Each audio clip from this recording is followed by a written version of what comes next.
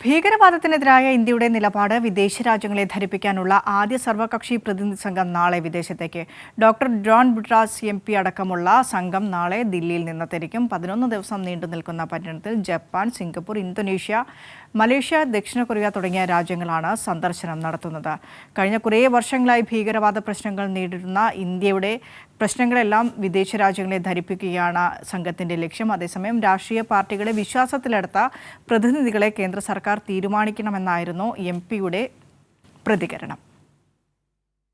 അതായത് ഇന്ത്യ പതിറ്റാണ്ടുകളായിട്ട് നേരിടുന്ന ഈ തീവ്രവാദത്തിൻ്റെ ഒരു ഗ്രാവിറ്റിയെക്കുറിച്ച്, അതിൻ്റെ ഗൗരവത്തെക്കുറിച്ച് ലോകരാഷ്ട്രങ്ങൾക്ക് ഒരു അവബോധം പകർന്നു നൽകുക, അതൊരു ഫോർമലായിട്ടുള്ള നയതന്ത്ര ചാനലിനപ്പുറത്ത് ആ രാജ്യത്തെ നോൺ സ്റ്റേറ്റ് ആക്ടേഴ്സ്, ഇപ്പം അക്കാഡമിക് കമ്മ്യൂണിറ്റി, അതുപോലെ തന്നെ തിങ്ക് ടാങ്കുകൾ, മാധ്യമങ്ങൾ, സിവിൽ സൊസൈറ്റിയുടെ പ്രതിനിധികൾ, അങ്ങനെ വിസ്തൃതമായിട്ടുള്ള ആശയവിനിമയങ്ങളുടെ ഒരു സാധ്യതയാണ് ഈ ഒരു സന്ദർശനം കൊണ്ട് ഗവൺമെൻറ് ഉദ്ദേശിക്കുന്നത്. ഈ സന്ദർശനത്തിൻ്റെ റോഡ് മാപ്പിൽ നമ്മൾ ശ്രദ്ധിക്കേണ്ട ഒരു കാര്യം എന്ന് വെച്ചാൽ, ഇപ്പോൾ സുരക്ഷാ കൗൺസിലിൽ, അതായത് UN സെക്യൂരിറ്റി കൗൺസിലിലുള്ള 15 രാജ്യങ്ങളിലും ഈ സംഘങ്ങൾ പോകുന്നുണ്ട്. മാത്രമല്ല, വരാൻ പോകുന്ന 5 രാജ്യങ്ങളെയും കൂടി ഉൾപ്പെടുത്തിയിട്ടുണ്ട്. സെക്യൂരിറ്റി കൗൺസിലിൽ 5 സ്ഥിരമംഗങ്ങൾക്ക് ഒഴികെ മറ്റുള്ളവർ റൊട്ടേറ്റ് ചെയ്യുകയാണ്.